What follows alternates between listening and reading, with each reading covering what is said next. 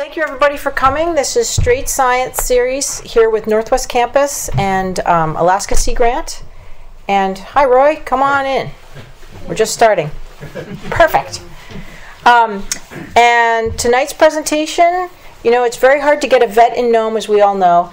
And tonight we actually have a vet in Nome for the next 2 days. And not only is she a vet, but she is a marine mammal vet. So that's very exciting for the region. And on top of that, she is the senior scientist for the Marine Mammal Center in Sausalito, California. And on top of that, she is one of the country's marine mammal commissioners. So there's only 3. So it's a rather big deal to have the Marine Mammal Commission here in town and to have them speak tonight. So tonight, Dr. Frances Gulland is going to give us a talk a little bit about the commission and some of the research going on in the Arctic. And I guess I better leave it at that and you take it away. Okay, thank you, Dave. And thanks, folks, for coming here this evening to listen to me and also to my colleagues, because if you start asking tricky questions about the Commission, I'm going to turf them to my fellow 2 commissioners, Darrell Boness and Mike Tillman. So as Gay said, I'm a vet by training, so I was sort of pondering what to do tonight, because obviously we've come here to learn from you folks about your issues here and your animals here. So I can't exactly talk to you about health of marine animals in the Bering Straits, because I'm just learning. But what I thought I'd do is talk to you about some of the health issues that we see in marine mammals further south and that we think are likely to start happening here, or we have some evidence that they're on their way, or they are concerns that you're probably going to have to face. So first of all, who are we? So the Commission, let's see if this works. We are basically really tiny. You have most of us here, so hopefully nothing's happening in DC at the moment. So we have 3 commissioners, myself, Darrell Boness, and Mike Tillman there. Then we have a committee of scientific advisors. There are 9 of those folks, and so they are selected for their expertise in different areas of science or different marine mammal species or different parts of the country. And specifically, we have 3 members of our committee that focus mostly on the Arctic. The bottom is Robert Suydam, who's the biologist with the North Slope Borough. So he keeps up straight on matters pertinent to the North Slope. Sue Moore, obviously you can see from the fact she's wearing headphones, is an expert on acoustics and marine mammals' responses to sound. So she's been very active in the Chukchi and the Bering, and knows a lot about how bowheads communicate and how their movements are impacted by sound. And then we have our special advisor on Native Affairs, Vera, who's hiding in the corner hoping that she doesn't have to say anything, but I'll make you say something if asked. And then we also have a staff that actually does the work, so they will be the folks that when we go home after this trip, they'll be consolidating all the comments that we've heard and being the sort of action wing, putting letters together to agencies about some of the concerns that we can relay from you back to DC. So our 2 most active in the Arctic are Peter Thomas, who's sitting in the back, and he pays attention to the current Arctic Council activities, and Vicky Cornish is our energy specialist, so she pays attention to lease applications, energy development, oil and gas, especially in the Arctic here. So that's our team, and obviously I'm the dumb one who they put in front to talk, but maybe it's because I have an English accent. So what are we? We're an independent federal agency for the U.S. government, so I'm actually an American citizen. And the Commission was created under the Marine Mammal Protection Act in 1972. And it really arose, I think, because we have 2 agencies, the Fish and Wildlife Service and the Department of Interior, and NIMS, NOAA, and the Department of Commerce, who are responsible for conservation and management of marine mammals. But they also have other possibly conflicting animals and responsibilities. So NIMS, NOAA are also responsible for fisheries, and we know there's often interactions. And Interior also has responsibilities for energy, and so hence the Commission is there to really ensure that these agencies conserve and manage marine mammals, and the Congress, as we say, in its wisdom at the time, created the Commission to oversee these agencies and ensure that marine mammals did get the attention that they needed. So essentially we're an oversight agency, which means don't yell at us about something the Fish and Wildlife Service does, but tell us about your concerns, and we will have the pleasure of interacting with the Fish and Wildlife Service. I don't expect you to read this, but what it does is it tells you that we do have specific duties laid out in the Act, and there are 7 that are laid out, and the one that's relevant to us this evening is that one of them does actually state that within our duties, we also have an obligation to further the policies of the Act, including provisions for the protection of the Indians, Eskimos, and Aleutians, whose livelihood may be adversely affected by actions taken pursuant to this Act. And I think that's really important, because one thing that we've heard a lot in just our recent days is that there's just as much concern here over the communities going extinct as there are over risks to marine mammals with climate change. So we're very unusual in although we're scientists that focus on marine mammals, and I'm a vet, we do actually also have an obligation to people and the communities of the Arctic. So why do we care? Our duties are national. We also have international obligations as well. And there are some really overarching issues that are affecting marine mammals worldwide, but also especially here in Alaska. The first is obviously ice loss, and I don't need to tell you about this, but this will affect marine mammals through changes in their habitat and prey. Shipping is an issue that is becoming new for you as the ice disappears, but it has been a big problem in specific parts of the United States, and I think closest to DC, so it becomes very close to politicians and management agencies.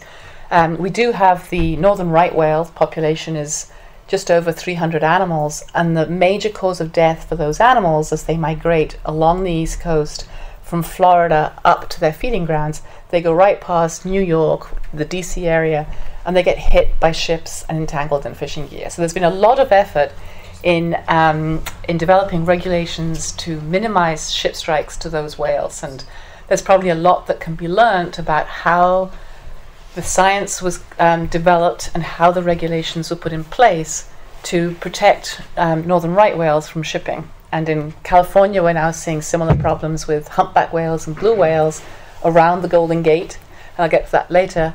And then obviously here, there are concerns now as the Arctic shipping routes open up. Increasing ocean noise is really happening worldwide. And there are maps of ocean noise around the world, and this will become an increasing problem here with shipping and also with seismic and exploratory activities. But there have been specific effects on marine mammals that are well documented, where there have been either Navy activities using sonar or seismic use of seismic that has resulted in marine mammal strandings. And then we move on to the more sort of biological changes that we're seeing. Harmful algal blooms are something that are, there have been blooms here, but there have also been increasing blooms not only around the United States, but globally, both in freshwater and in marine systems. We're concerned about disease outbreaks as there's more contact between terrestrial animals and marine mammals, as well as abnormal movements of animals that can take diseases from places where they were endemic or the animals had adapted to them to places where the animals are naive and haven't been previously exposed. And then finally, entanglements are still the major cause of marine mammal mortality worldwide. And this was one of the reasons that the Marine Mammal Protection Act was developed, was concerns over death of dolphins in the tuna fishery in the eastern tropical Pacific. So that's sort of why we exist, and then also why we care about Alaska as a commission. We're new to you folks, even though we just suddenly learnt today that Mike Gosliner had been up in Nome in 1987 or 87, yeah. But we have held 7 annual meetings in Anchorage, which we know is about as far from here as San Francisco is from Anchorage. And we have been heavily involved in developing sort of guidelines and a report on how to approach co-management and consultation, which we worked on mostly with IPCOM, and especially Mike Miller from Southeast Alaska was very much involved in that process. And then the other sort of way that the Commission's been involved in Alaska is through our commissioner, Mike Tillman, our commissioner, representation with the International Whaling Commission, working with the whale captains to ensure that the bowhead quota has been maintained for Alaska natives.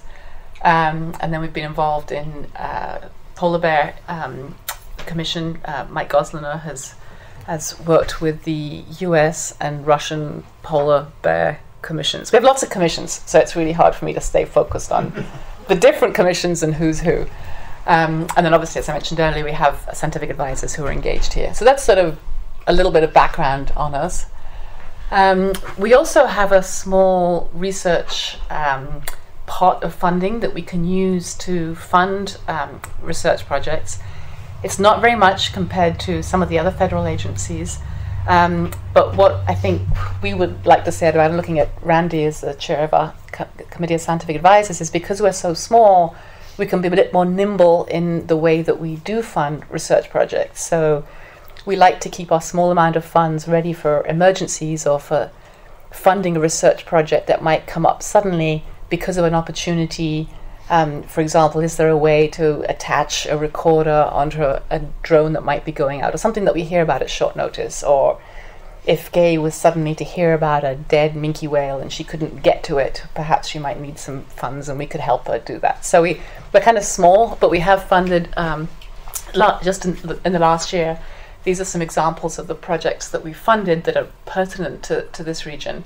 One was a workshop to sort of expand or coalesce what we know about using unmanned aircraft for wildlife assessment, and that was done in collaboration with the National Marine Fisheries Service.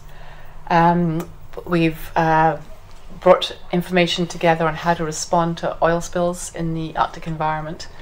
And these are all basically examples of contracts that we've given out to other people. So I probably won't carry on too long, or I'm going to keep us from our dinner. But right now we have our call for proposals, which is requesting people to submit grant applications to us.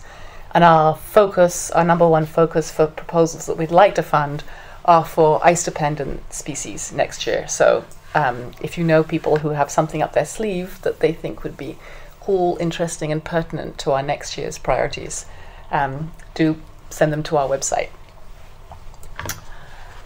So getting back to sort of what's happening here and what do we know, and I think after listening the last few days, it's apparent that a lot of folks here actually just get on the web every day and see where the ice is going, as well as looking out of the window. So I did put these slides together before we came, and Sue Moore actually passed these ones on to me, but I do feel it's a bit like, you know, teaching your grandmother how to suck eggs. So, but just for the sake of background, this September 12th, here was the new ice minimum with a 50% reduction in surface area. So just to remind us all of then what happened September 2015, the 4th lowest sea extent ever, and there's a nice dip in that graph. So it's a pretty graph. And I was actually Googling around today, and there's even better ones if you just go to the NOAA ice cover website. So I'm sure you all know that. But to come to marine mammals, this is all happening now. So it's not as if we can put up slides of data and this is what we know is happening or has happened. This is sort of what we, as a community of marine mammal scientists, think is happening or think is likely to happen, and really helps us guide where we might want to pay more attention. Having said that, these are hard animals to study. Many of the people in the community who get hands on their animals more probably know more than we do. A lot of this information comes from animals that have been hunted and sampled or examined, or just from your observations when being out on the ice or on the water. So forgive me for showing the sort of one slide fits all from the lower 48 scientists' perspective.